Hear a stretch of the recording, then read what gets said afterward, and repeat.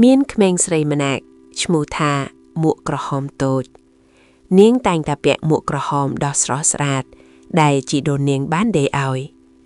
មួកនោះមើលទៅដូចផ្លែស្ទ្រូប៊េរីពណ៌ក្រហមឆ្អៅនាងជាក្មេងល្អនិងគួរឲ្យស្រឡាញ់ណាស់គ្រប់គ្នានៅភូមិសុទ្ធតែចូលចិត្តនាងថ្ងៃមួយម្ដាយនាងនិយាយថាចៅយាយឈឺឲ្យកូនយកនំនិងផ្លែឈើនេះទៅឲ្យគាត់ទៅក្មេងស្រីមួកក្រហមតូចឆ្លើយថាចាម៉ាក់ខ្ញុំនឹងទៅឥឡូវនេះ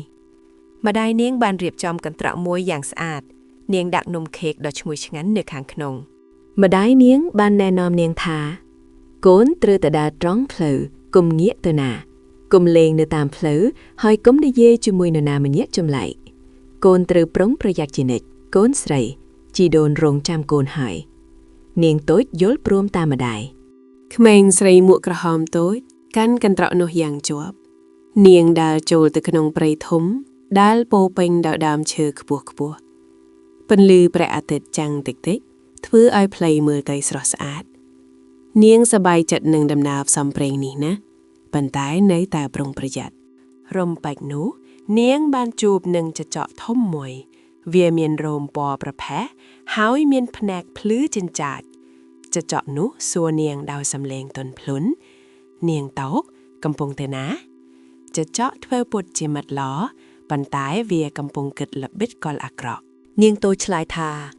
ខ្ញុំទៅលេងជីដូនខ្ញុំដែលឈឺនៅឯប្រទេសជុងព្រៃចចកនិយាយថាអូជីដូននាងពិតជាត្រូវការសេចក្តីរីករាយណាស់សូមទៅបេះផ្កាដ៏ស្រស់ស្អាតទាំងនេះទៅជីដូននាងនឹងសប្បាយចិត្តណាស់នាងតូចក៏យល់ព្រមគណៈពេលដែលនាងរវល់បេះផ្កាចចកក៏រត់ទៅផ្ទះជីដូនភ្លាមវាដឹងផ្លូវកាត់ដ៏លឿនបំផុតនៅខឿងព្រៃចចកមានល្បិចកលណាស់វាប្រញាប់ប្រញាល់ទៅដល់ទីនោះមុនពេលក្មេងស្រីមុខក្រហមតូចនឹងទៅដល់វាគិតពីផែនការរបស់វាចចកគោះទ្វារផ្ទះរបស់ជីដូននៅខាងក្នុងនិយាយថាចូលមកកូនខ្ញុំឈឺណាស់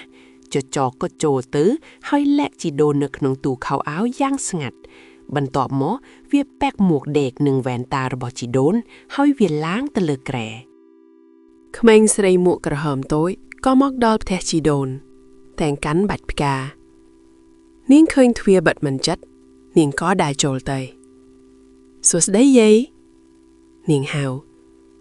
នាងឃើញអ្វីដែលមើលទៅដូចជាជីដូនតែប្លែកខ្លាំងណាស់នាងមានអារម្មណ៍ចម្លែកនាងតូចដើរទៅជិតគ្រាយឺតនាងសួរដោយភ្ញាក់ផ្អើលបន្តិចថាជីដូនហេតុអ្វីបានជាត្រចៀកជីដូនធំម្ល៉េះ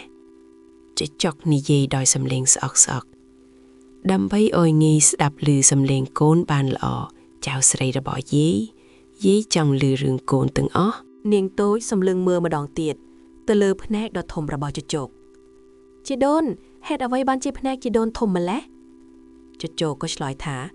ដើម្បីឲ្យងាយមើលឃើញកូនបានល្អចៅស្រីជាទីស្រឡាញ់របស់យាយចង់មើលឃើញកូនច្បាស់នាងចាប់ផ្ដើមភ័យបន្តិចហើយនាងស៊ូជាលើកចុងក្រោយទៀងញ័រជីដូនហេតុអ្វីបានជាមាត់ជីដូនធំហើយមានធ្មេញស្រួយម្ល៉េះ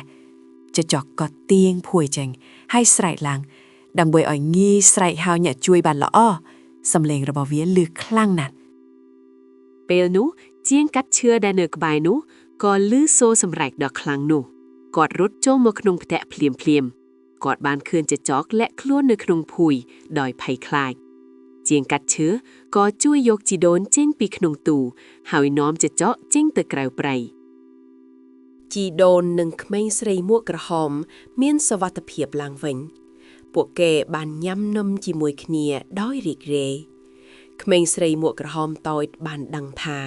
នាងត្រូវតែស្ដាប់តាមដំបូងម្ដាយជានិច្ចកុំនិយាយជាមួយមនុស្សចម្លែកទៀតហើយពួកគេរស់នៅដោយសុខសាន្ត